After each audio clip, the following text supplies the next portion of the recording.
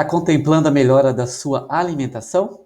Bom, esse vídeo aqui tem a intenção para que nessa correria do dia a dia você possa começar a realizar uma melhora na sua alimentação, independente de onde você está. Se você já treina, se você está começando a treinar, se você não treina, se você tem o objetivo de reduzir gordura corporal, se você tem o objetivo de melhorar a saúde, aqui é o ponto de partida para você não cair, né, num caminho que às vezes é equivocado.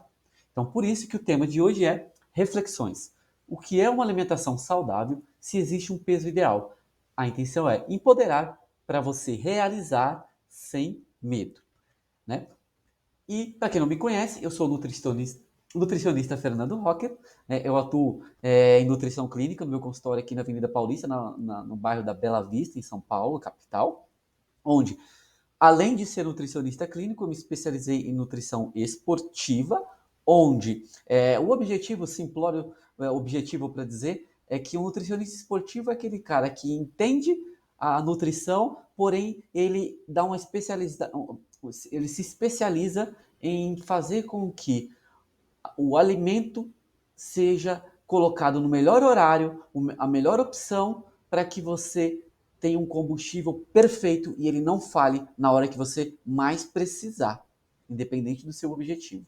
Já de 2020 para cá, eu também me especializei em nutrição comportamental, que tem o objetivo de, sabendo o que funciona, sabendo qual é o momento certo para que o paciente consuma aquele alimento, agora eu tenho que, com empatia, entrar na rotina dele e no ritmo dele, fazer com que ele consiga fazer o melhor do plano alimentar sem desconforto, sem perder o ritmo, sem culpá-lo e entender que quando dá certo, a culpa não é porque o nutricionista é bom, dá certo porque o paciente tem um propósito e ele entendeu o que funciona, né? E quando dá errado, a culpa não é do paciente, é apenas o nutricionista que não conseguiu entregar o que ele gostaria, ou então, de repente, em relação ao paciente, não era o momento certo para que ele fizesse essa estratégia que nós utilizamos, tanto da parte do nutricionista quanto da parte do paciente. Então vamos lá. Quais são os assuntos de hoje? Eu vou dividir os assuntos em dois blocos. Dentro do bloco 1, nós vamos fazer uma introduçãozinha, né, sobre esse paradoxo do que é a nutrição, e aí dentro disso o que é ser saudável, né? E aí, depois disso, a gente já entendendo, né, o que é ser saudável, a gente vai entender o que é fazer uma dieta saudável nos dias de hoje, né? E depois que a gente entender o que é ser saudável e o que é fazer uma alimentação saudável, agora nós vamos entender que quando você vai mudar uma relação ao comportamento, você tem que entender que o seu cérebro tem uns mecanismos junto com o corpo, através de enzimas, de hormônios, de anticorpos e até mesmo de neurotransmissores, fazer com que seu corpo reduza a taxa de metabolismo e também aumente o armazenamento de gordura, mesmo você fazendo tudo que está dentro da estratégia nutricional. Por isso que a gente vai falar mais sobre isso. E aí, por esse motivo, temos o bloco 2, um plano de ação inicial para você começar, para você modelar. Então, vamos lá. Então, e também, né, eu acabei não dizendo, para essa apresentação, eu estou usando como plano de fundo do bloco 1, essas 4 referências, né? Por que que engordamos, de Gary Taubes, que aqui, a grosso modo, de uma maneira bem simplória, ele explica o metabolismo, né? Essa questão de hormônio, de enzimas, né? Como é que faz para o corpo comer uma mesma caloria e aí essa mesma caloria ser usada como gordura ou então ser usada como combustível, né? Ser armazenada como gordura e não usada como combustível. E essa segunda referência, que é de Evelyn Tribble e Elise, que é de comer intuitivo. A gente voltar a acreditar no nosso corpo, acreditar no metabolismo e também entender por que é tão difícil a gente escolher uma estratégia nutricional nos dias de hoje. E aí, as outras duas referências é de Sophie Deran, que são O Peso das Dietas, o primeiro livro dela, e aí o segundo, para complementar, pegando tudo o que acontece no primeiro livro, é Os Sete Pilares da saúde alimentar e organizando para você colocar em prática. Então, recomendo fortemente a Sofideram para quem quer começar a fazer uma estratégia nutricional. E sem culpa e sem medo também, tá? E aí, o último bloquinho, aí nós vamos usar a minha experiência clínica, né? Com mais de 1.000 pacientes que eu já atendi, né? Atuando mais de 20 anos na nutrição.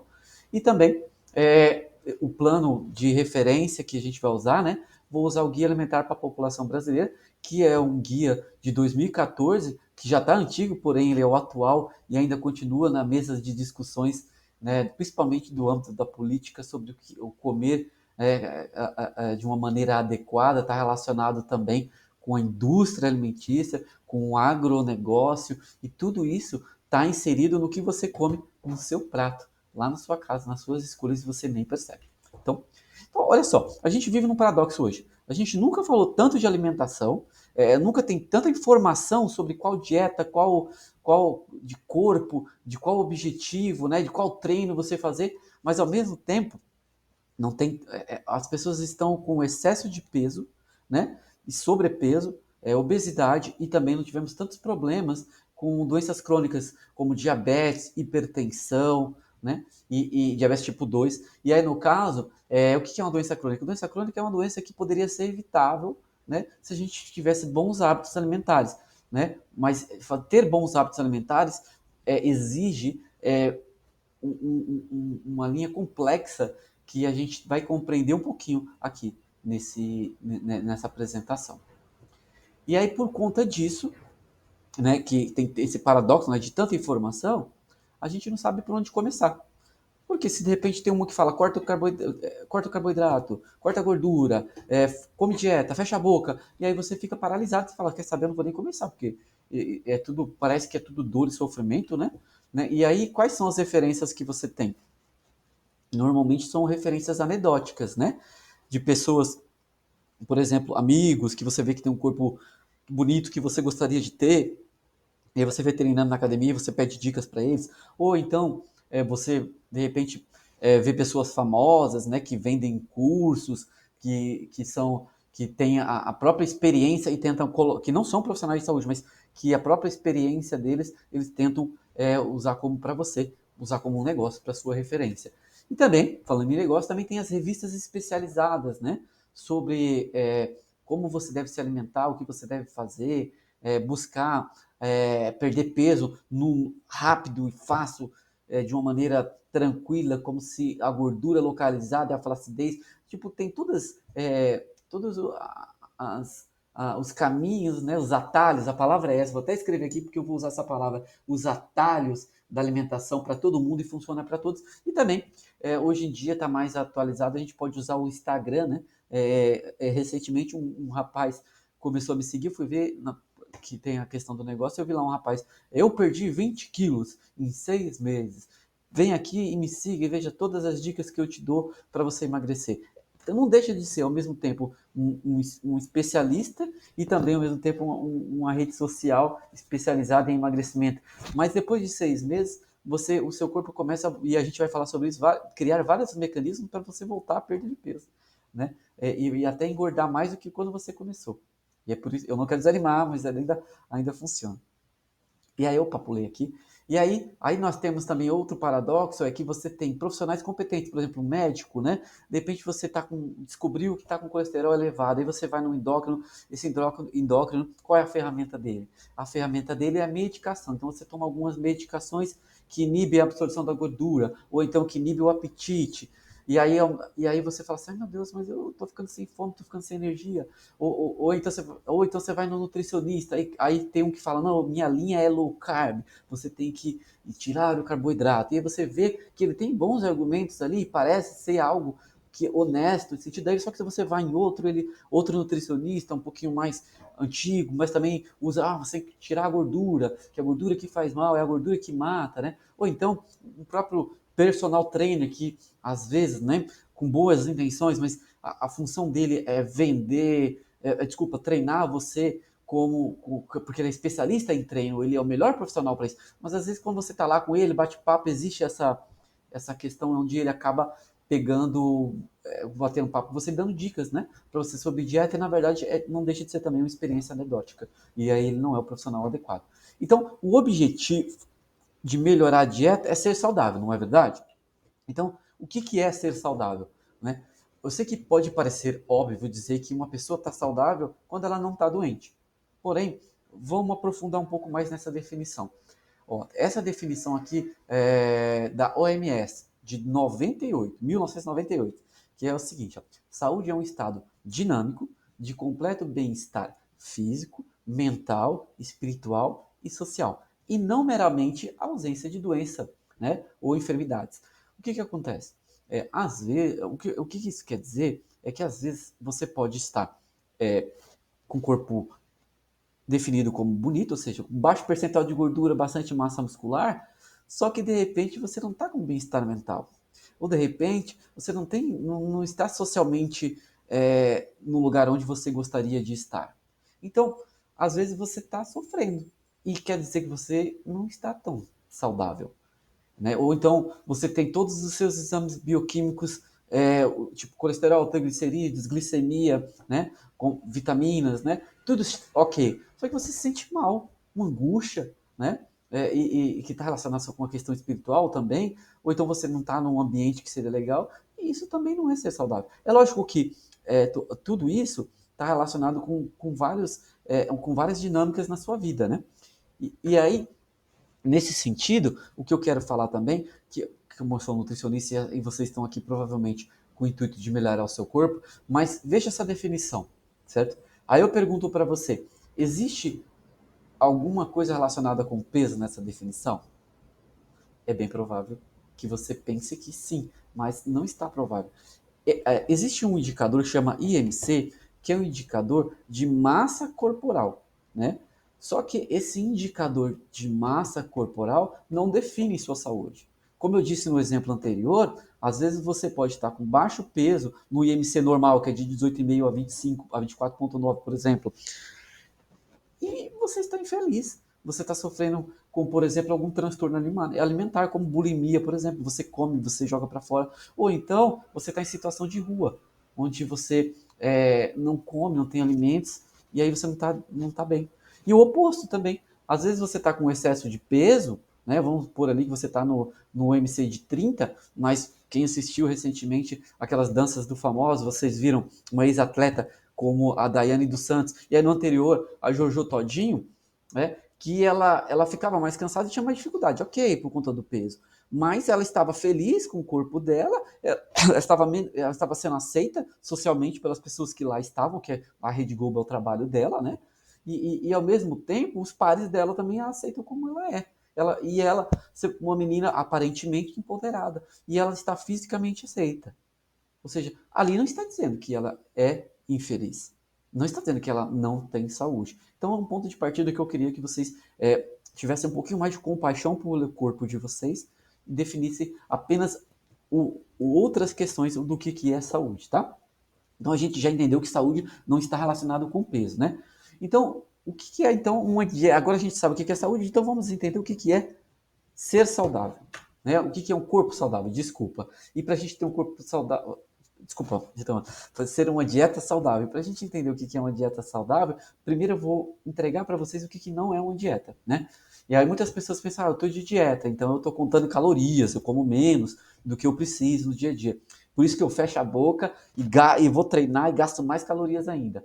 Aí tem outros que falam, não, vou cortar carboidratos, é só ter disciplina, né, foco e fé. E na verdade isso é como se você é meio que um terrorismo. E aí vocês têm outras questões relacionadas a nutricionismo. Então nutricionismo é você pegar um macronutriente, né, como gordura, carboidrato, né, e demonizar ele e simplificar, né, a narrativa de que dieta é só cortar algum nutriente. Então na verdade isso é um terrorismo, né? É usar a nutrição, um pedacinho da nutrição bem pequenininha, por exemplo, e fazer ela como referência. Usar ela como uma coisa simplória, e não é, tá?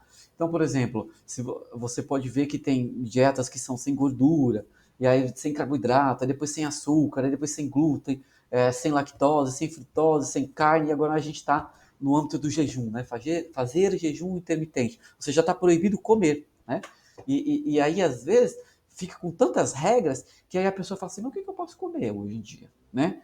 E aí também, tipo, tá bom, o que eu não posso comer? A pessoa quer saber. Então, o que eu devo comer? Quanto, né? E qual momento que eu devo comer? E aí, gente, isso parece também, de novo, uma questão que o nutricionista é o cara que é o general, ele que define tudo para você. E de novo, né, aquela primeira referência lá, o comer intuitivo, isso, o nutricionista não é essa a função dele, não é colocar horário, não é para você comer de 3 em 3 horas. É lógico que tem um porquê disso, isso pode te ajudar, mas esquece o 3 em 3 horas, coma no momento onde faz mais sentido para você. E aí, lógico que a gente vai estabelecer momentos para você comer e para você entender o que é comer, né? Tá, então, para reforçar ainda mais, para ficar muito claro o que não é dieta, eu vou colocar algumas referências, né? Então, como eu sou nutricionista, sempre que eu estou em algum ambiente social, sempre tem algumas coisas falando, eu tenho que fazer dieta, isso, e as pessoas se sentem é, obrigadas a justificar para mim o que é fazer dieta. E aí eu vejo elas falando algumas coisas, né? Tipo, eu tô aqui nessa festa, mas segunda-feira eu vou começar, eu vou cortar tudo. E aí, ou seja, cortar tudo é cortar aquele pãozinho, cortar o arroz, é cortar o feijão, né? Coisas que não deveriam. Né? Ou então, a pessoa, além dela cortar tudo, a semana que vem é só salada, eu vou começar a comer salada, e a relação dela com a salada é como se ela estivesse comendo mato, sabe? E aí essa relação é o quê? Uma comida sem graça, sem alegria, que né? Ou seja, ela começa a restringir os alimentos que ela gosta, começa a comer menos, passar fome, e aí, ou seja, não vai durar muito tempo, porque é uma comida sem graça, sem alegria. Por quê? Porque isso não é dieta, isso é um regime, é autoritário. Tem dias para começar e dia para acabar. Porque provavelmente, se você restringe muita coisa, você não vai ter energia para continuar no seu dia a dia com essa restrição alimentar. Então, tente evitá-lo. Aí, continuando, né? Parece que dieta é uma coisa muito simplória, né? É uma dicotomia simples, ou seja, ou você está do lado esquerdo, saudável, comendo frutas, legumes, né, tipo maçã e brócolis, ou você está do lado direito, comendo apenas um pãozinho, comendo bolo, chocolate, doces e tudo que você já ouviu falar que causa diabetes, ouviu falar, tá, gente? Que causa diabetes, hipertensão, e aí você ficou nesse caminho ou no outro. E isso não é dieta, tá bom? Outra coisa também, pensar, a pessoa que conta calorias, né?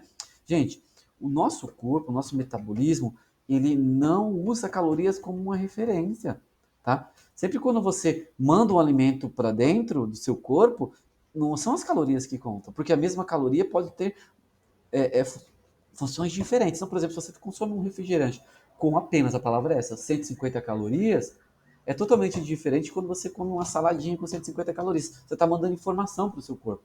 Se você está mandando informação para o seu corpo, ele vai fazer alguma coisa com essa informação. Ou ele vai armazenar gordura, ou ele vai te dar energia, ou ele vai produzir vitaminas e minerais, antioxidantes, ou ele vai aumentar a massa muscular, ou ele vai virar doenças, ou ele vai causar um processo inflamatório. Tudo isso está relacionado. Outro pensamento equivocado de novo, né? Que reeducação alimentar que é elimine todo alimento ultraprocessado e só adicione fruta, legume, verdura e salada. É isso que você corte carne, por exemplo, né? Que você vê no lado direito, eu nem coloquei carne, seja vegetariano. Mas isso não é educação alimentar. E aí, outra questão que as pessoas se punem também, elas falam: a minha genética não é boa. E aí eu usei como referência esse quadro de um artista, que é o Fernando Botero, onde, não sei se vocês conhecem, é um colombiano, e ele usa, é bastante criticado, mas enfim, ele usa é, quadros, a arte dele apenas de objetos e pessoas com tamanhos grandes, né? E aí essa família, se você dá uma olhadinha, você vai ver que a mãe tá com um excesso de peso, o pai tá com excesso de peso, o filho em torno de 8 a 10 anos com excesso de peso, a criança ali com 1 ou 2 anos com excesso de peso, né? Aí você fala, é genética, né?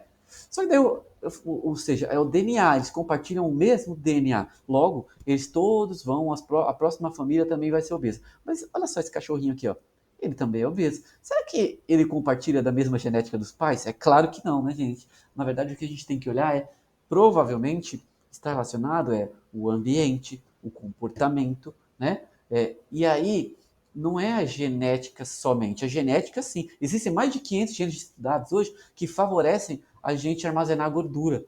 Mas não são todas as pessoas que estão armazenando gordura. A gente vai falar já já sobre esses genes, já no próximo slide, quando a gente vai falar de mecanismo do corpo, tá?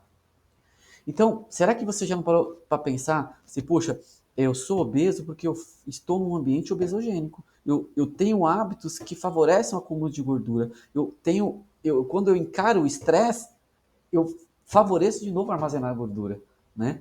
Então, ou seja, avalie mais se são seus comportamentos, se é genética que favorece, tá? Outra coisa também, esse aqui às vezes é um desserviços, né? A gente vê muito na comédia, né? Uma vez eu vi esse texto ali, ó, um homem sem barriga é um homem sem história, né? E aí coloca lá um homem com uma barriguinha grande, feliz, né? E tá tudo certo, e é realmente feliz quando você toma uma cerveja.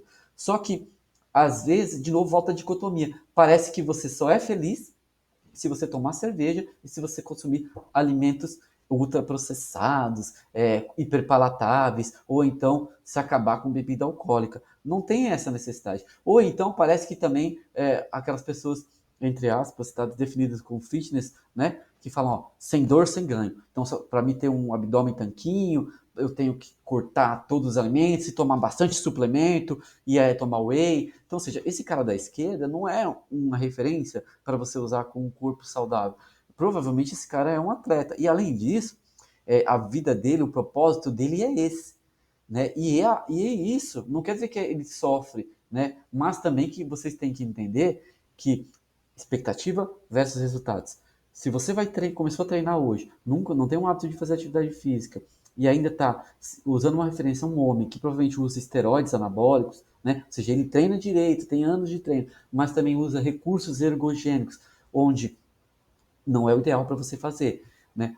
Ou isso favorece com que você gere uma frustração, não é legal. Então, qual é o objetivo desse slidezinho? É que você pode ter um corpo legal, tomando a sua cervejinha. Quem não conhece o Gustavo Lima, não estou falando sobre a pessoa do Gustavo Lima, estou falando sobre os hábitos, tá? Você já deve ter visto na época da pandemia, quando ele fazia lives, que ele estava cantando, trabalhando, feliz no ambiente de trabalho dele, porque ele tem o sucesso dele, né? Então, ele é valorizado pelos pares, e ao mesmo tempo ele treina, faz a atividade física dele e também consome a cervejinha. É lógico que às vezes ele exagera um pouquinho, mas dá para ter um corpo saudável e uma vida saudável também tomando a cervejinha, né? É lógico que você tendo um equilíbrio nesse sentido, né? Outro detalhe, né? O balanço calórico, né? Fechar a boca e malhar, né? Não é tão simples assim. Então, às vezes você começa assim, é simples. Eu vou reduzir o que eu como e vou aumentar o gasto calórico.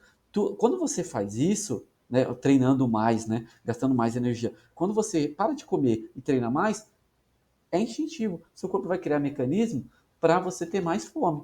Isso, se você não colocar alimento de uma maneira adequada, mais nutrientes, mais calorias, o seu corpo vai fazer com que você gere uma fissura por alimentos e desista logo, logo sobre isso.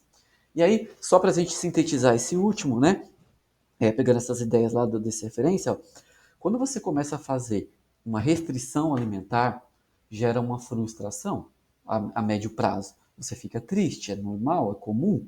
E aí, o que acontece? Para você ter a gente tem aquele aquele prazer, aquela recompensa, você tem um desejo por aquele alimento proibido. Então você fala, vou comer só um pedacinho. Só que instintivamente acontece o quê? O exagero. E aí você exagera. E aí quando você exagera, normalmente você sente culpa. E aí você volta aos hábitos antigos. E aí quando você vê, você tem o ganho do peso e sente culpa. E aí provavelmente você ganha mais peso do que isso. E aí o que acontece? Insatisfação corporal e volta de novo esse ciclo onde você vai fazer uma restrição alimentar, vai gerar uma frustração e você vai de novo sentir culpa pelos alimentos gostosos que você não deve tirar da sua alimentação. Então, agora sim, o que é a dieta, né? Dieta significa modo de vida, né? Modo de vida, tá? E aí, o que é o estilo de vida? Eu vou ler para vocês. Desculpe, o estilo de vida é um conjunto de hábitos, costumes que são influenciados, modificados, tá? Ele não é fixo, são encorajados ou inibidos pelo prolongado processo de socialização. E esses hábitos e costumes, né, incluem o uso, né, por exemplo, de álcool ou não, fumar ou não, quem gosta de café ou não, né? Qual é o tipo de dieta, se você gosta ou não de fazer exercício. E quem são os três principais que nos influenciam? Primeiro são, quando a gente começa, nossos pais, né? Nossos pais. Depois, os nossos amigos. E nesses amigos que eu digo tanto amigo mesmo, quanto colegas de trabalho, e os amigos leia-se também ambiente que você vive. E aí pode ser, por exemplo, quando você estava no colégio, depois do colégio você foi para a faculdade, depois da faculdade você de repente conheceu pessoas do seu nicho no pós-graduação, e depois você foi no mercado de trabalho. E aí tem a publicidade. Então a publicidade, ela faz, lembra que eu falei, eu vou falar do Guia Alimentar da População Brasileira, ela influencia até o seu modo de comer, tanto com o lobby, lá em Brasília, quanto com propagandas, né? E tanto com criando desejos, tá? Então, tudo isso está relacionado com o hábito de comer. Então, para reforçar, ou seja, dieta é seu estilo de vida. Se você é sedentário, fisicamente ativo, como que você lidar com o estresse também, porque o estresse melhora ou não sua qualidade do sono, né? Ele piora também. O seu ambiente, né, familiar, você é bem aceito, no seu ambiente social, no seu trabalho, e tudo isso vai influenciar na sua comida, no que você come. Então, se você está num ambiente de estresse, você usa apenas a comida como subterfúgio, vai ser muito difícil para ti, né? Então, em relação a fazer uma dieta, primeiro eu sempre falo, né? A gente tem que alinhar as expectativas, tá? Primeiro momento, não criar uma expectativa muito alta e não criar um plano de ação, um atalho com restrições. E você tem que ter compaixão do seu corpo, acreditar que ele funciona. Você sim consegue queimar gordura, mas cada um tem um ritmo. Então, agora sim, falando de ritmo, vamos entender por que, que as pessoas falham nas dietas, né? Porque quando eu digo falham, tá? Não é força de vontade que falta para você. Definitivamente não é isso, tá? Por quê?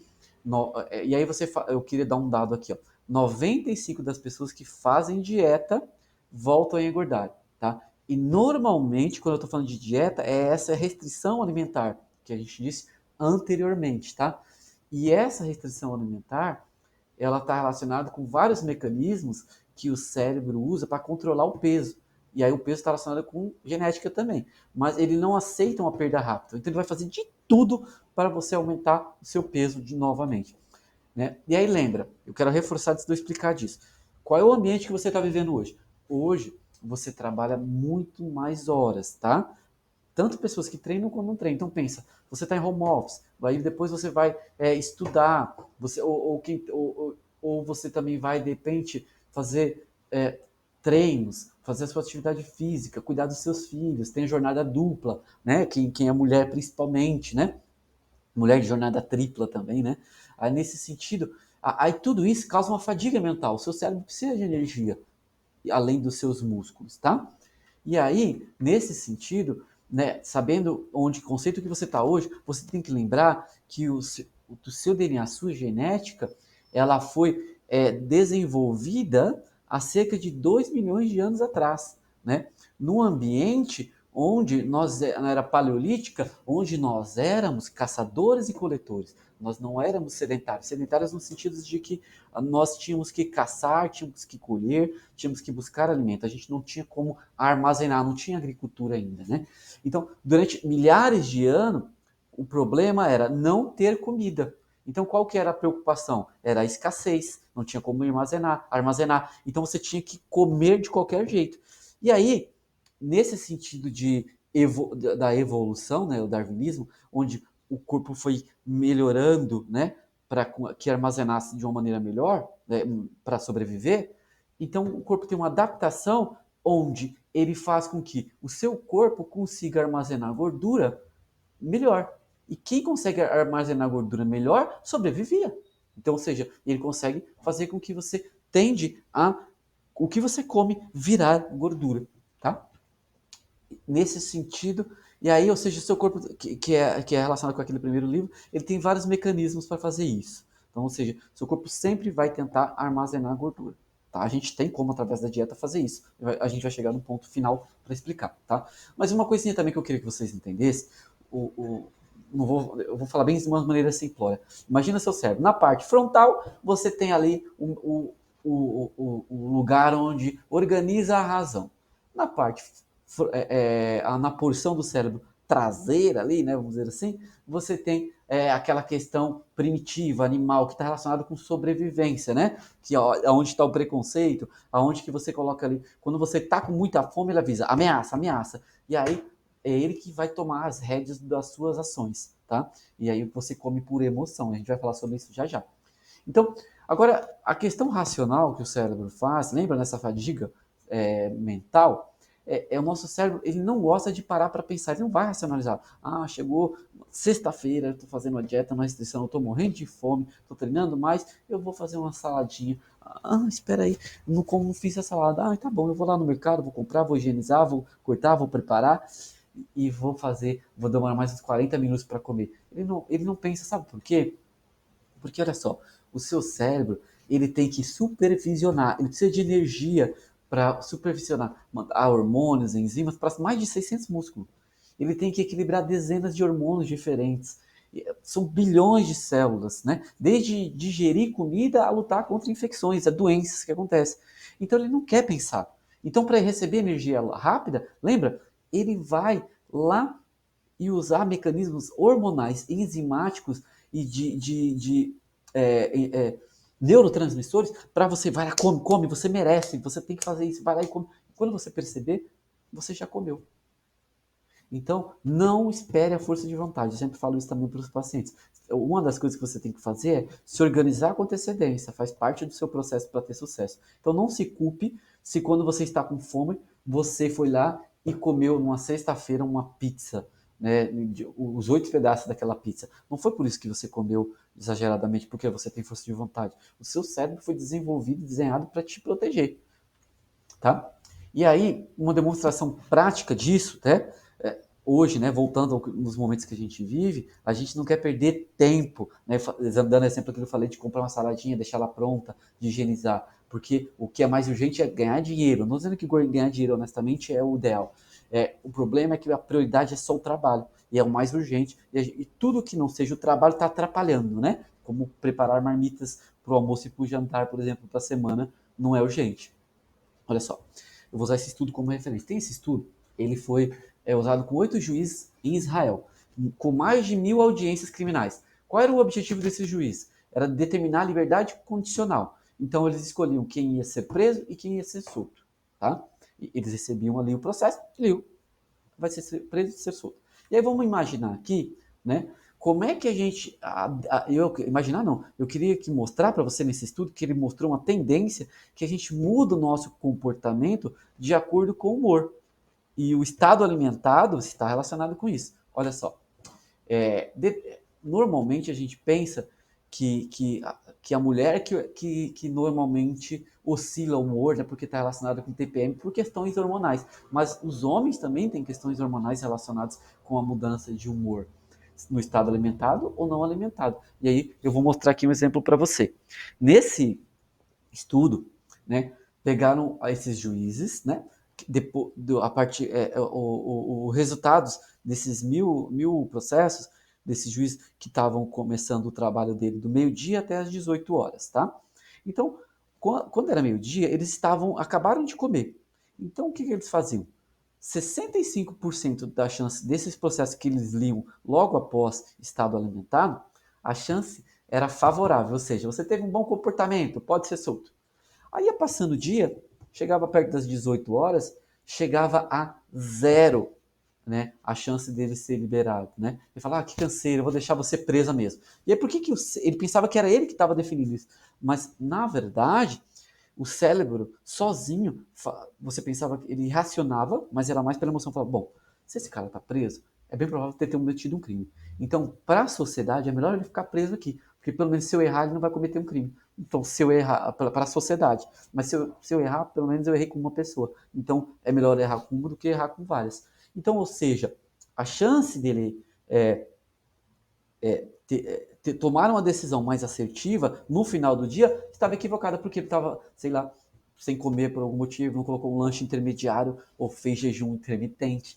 Então, o ideal não é que você use, não coloque nutrientes no seu dia a dia. Por isso que às vezes fazer lanches intermediários é importante, tanto para você mandar energia para o seu corpo, mas também para tomar decisões melhores, porque você está alimentado nas decisões.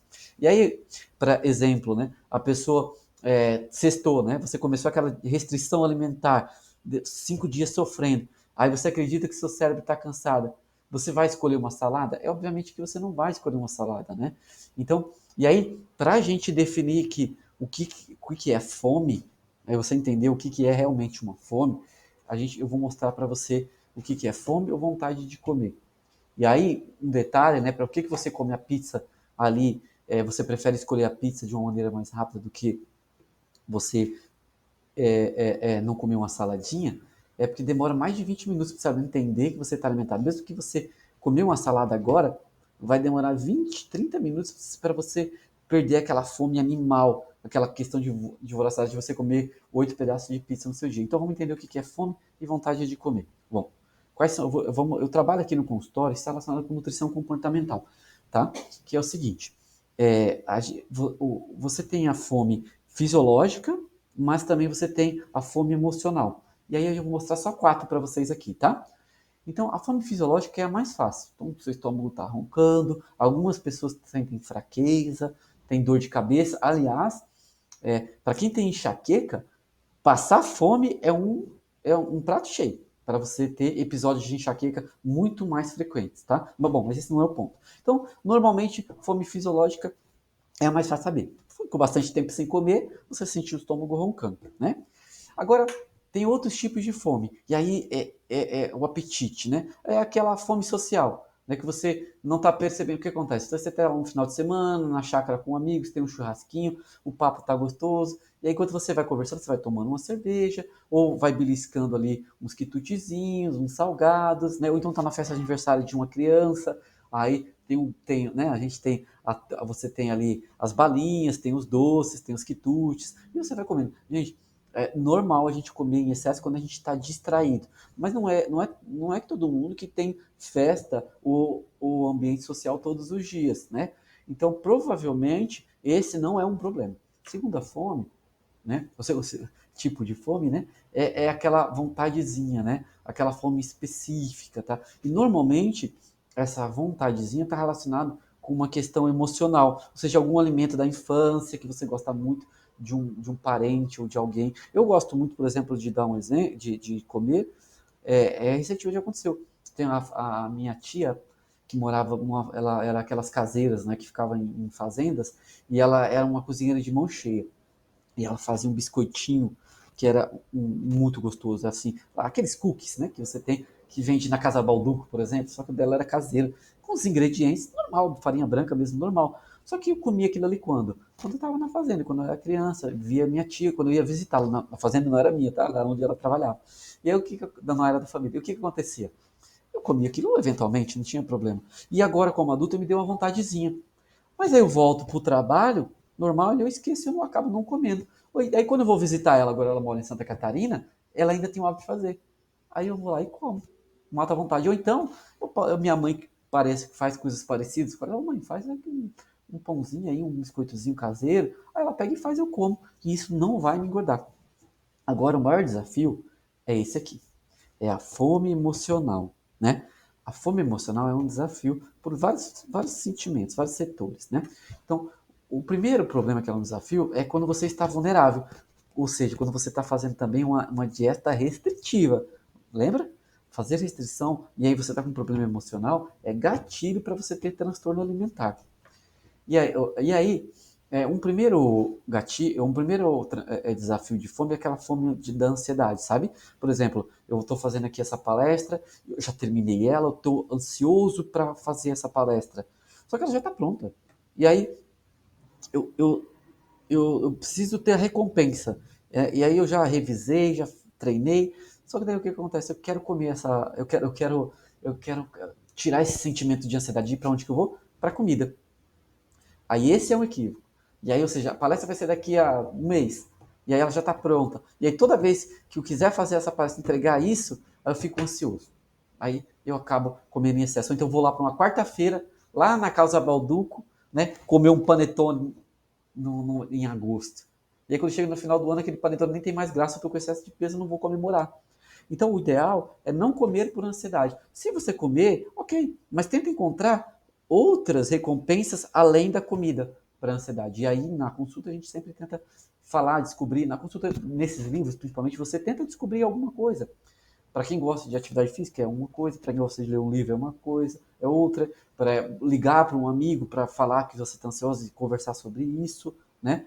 Ou então em psicoterapia mesmo, terapia, fazer uso como uma referência, né? Seria isso. Outro desafio que está relacionado com isso é a angústia, né? Às vezes, né? Lembra do que eu falei lá do contexto de saúde, o que é, né? O completo bem-estar biopsicossocial. Então, ou seja, às vezes você não sabe, você está com uma tristeza, uma angústia e não entende por que você está com isso. Angústia é quando você não sabe o que você está sentindo. E às vezes é procrastinação. Você tem tanta coisa para fazer que você vai deixando para a última hora, e aí esse sentimento de um monte de coisa para fazer gera angústia. E aí você não faz, procrastina, e aí você precisa de uma recompensa. O que você faz? Come. E aí deu 2, 3 horas, essa angústia não passou. O que você faz?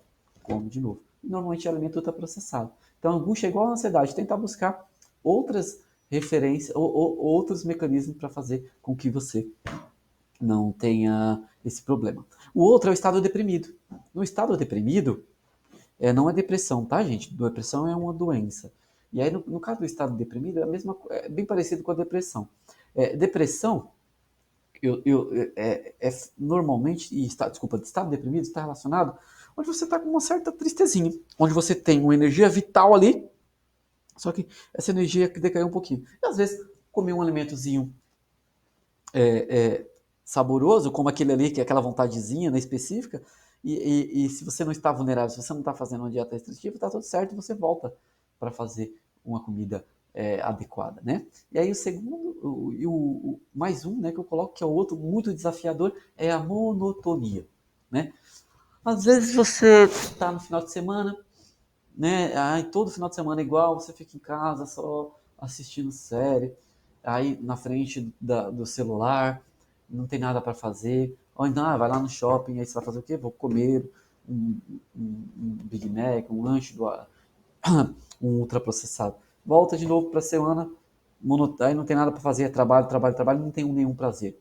Aqui volta ao mesmo indicador de todos. Buscar uma outra recompensa que não seja a comida. E também outro indicativo que não sejam apenas a TV e o celular. Né? Tentar encontrar alguma coisa que coloque o seu corpo em movimento. Vá para o teatro, vá para alguma festa, vá encontrar alguns amigos, né? Que não envolvam a comida. Né? Encontre algum grupo de pessoas que façam algo diferente com você.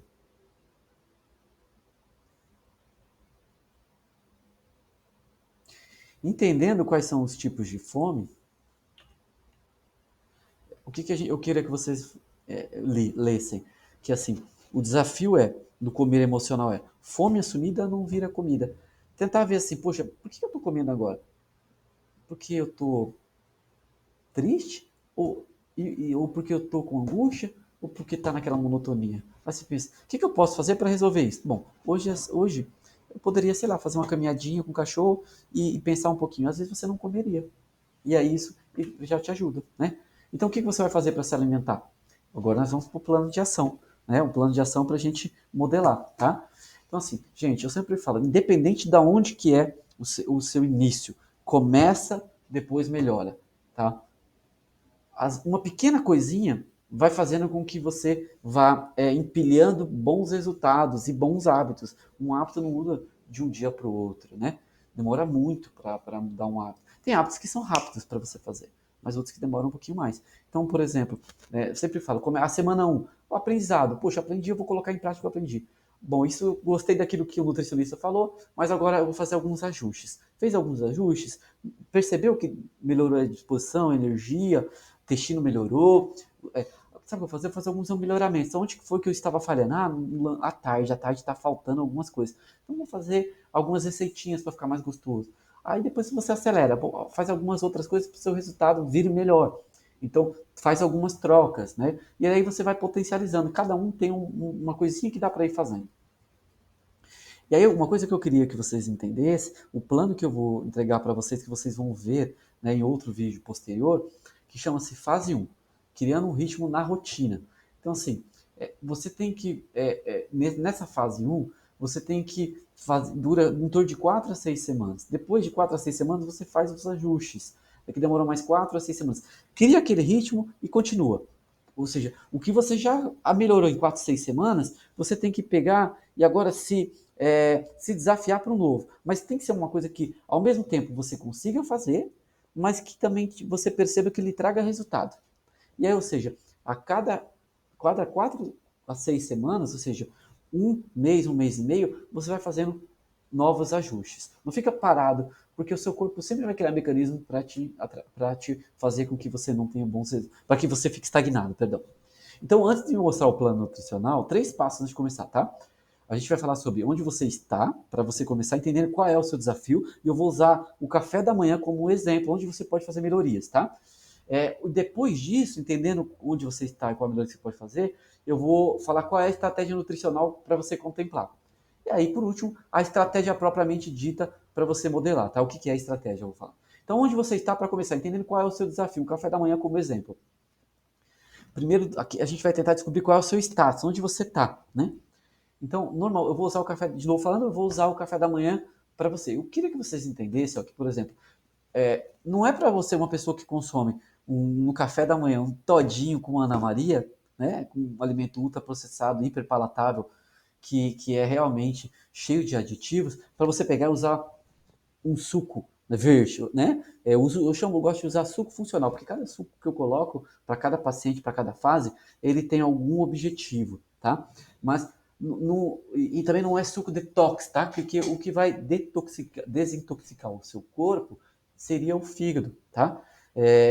Mas isso aí dá uma aulinha de 1 hora, e eu não é o tema que a gente vai falar aqui agora, tá bom? E aí, o que você vai fazer? Vamos pegar aqui então do início. Então, um paciente, uma pessoa que tem o hábito de comer no café da manhã, tô com pressa, vou tomar um todinho e um Ana Maria. Então, aqui você tem um todinho com 21 ingredientes, dentre eles vários aditivos, e aí Ana Maria com 15 ingredientes, dentre eles vários aditivos. Você fala, Fernando, eu quero dar um passo, eu quero melhorar isso, tá? Então, beleza. Vamos começar trocando a bebida? Vamos colocar ali então um suco de laranja, né? Desse de potinho mesmo, não tem problema. E vamos trocar o Ana Maria por uma bisnaguinha ou duas, né? E colocar ali um requeijão cremoso, com 9 ingredientes. Você fala, Fernando, isso aí é pão, isso tem ali o suco industrializado, eu quero melhorar um pouquinho. Então vamos lá, vamos dar mais um passo. Então que tal a gente pegar e comprar a laranja e fazer um suquinho de laranja mesmo, natural, na sua casa? E aí vamos tirar aquela bisnaguinha, né? E vamos colocar aqui como referência o pãozinho francês mesmo, né? E vamos melhorar a proteína. Vamos tirar aquele requeijão ali e vamos colocar os embutidos. Né? Você vê aqui que os embutidos são uma boa fonte. Vou fazer um misto quente ali, né? Você vê que tem 7 ingredientes e tal. Mas falar, Fernando, eu não quero melhorar um pouquinho mais. Vamos me dar mais um passo aí? Então, beleza. Aí vamos supor que você não gosta de suco de laranja, você gosta, quer ter o prazer ali, né? De tomar um café com leite e tal. Vamos manter o café com leite. E aí, se, por exemplo, você coloca 1 colher de sopa de açúcar, tenta reduzir para meia. Se colocar 2, tenta reduzir para 1, né? Ou então, se você não está pronto para reduzir o açúcar aqui agora, está tudo certo. Mantenha a quantidade de açúcar que você coloca.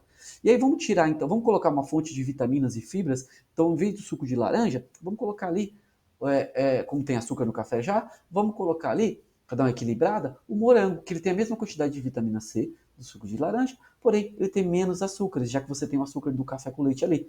E aí vamos trocar agora a proteína, que é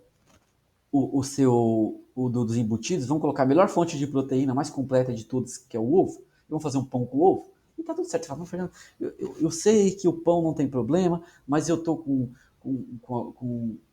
a necessidade de ter uma velocidade maior para queimar gordura e me sentir confortável, sentir que o resultado está vindo mais rápido. Então, eu queria dar um passo maior. Então, tá bom.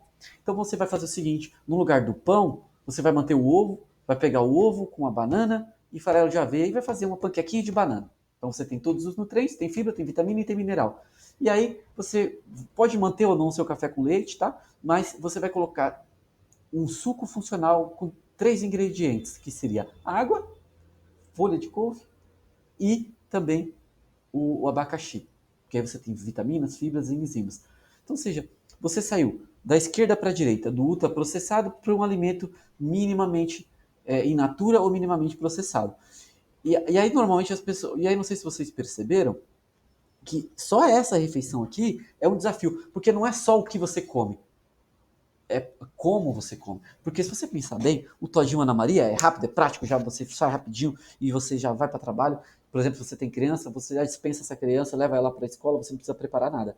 Porém, o alimento está processado. Agora, se você pega só um suco, o suco já está pronto, mas pelo menos você tem que comprar a bisnaguinha, você tem que cortar, tem que passar ali o requeijão. Se você for para o terceiro, o suco de laranja, poxa, você já vai ter que pegar o suco de laranja, vai ter que espremer, aí depois vai ter que lavar o espremedor, vai ter que guardar, e aí as laranjas têm que estar sempre frescas, você tem que comprar o pão francinho, o pão fresquinho também, e aí o embutido tem que colocar no pão, tem que preparar com antecedência. Agora, se você vai para o outro ali, o ovo, tem que mexer o ovo, tem que o pão francês cortar, já o alimento in natura também, você tem que preparar todos. Gente, infelizmente ou felizmente, a gente tem que voltar aos hábitos antigos. E se você começa a preparar com antecedência, o mesmo tempo que você leva para fazer outros alimentos, você começa a criar uma maestria. Fica rápido, fica automático, e você vai perceber que essa dor da execução inicial, ela não vai ser percebida depois de 4 a 6 semanas. Você vai perceber que vai ser muito mais fácil. Outra coisa que as pessoas falam também que é um equívoco, que é que fazer alimentação saudável é mais cara. Olha só, o preço médio do todinho com a Ana Maria, R$ 5.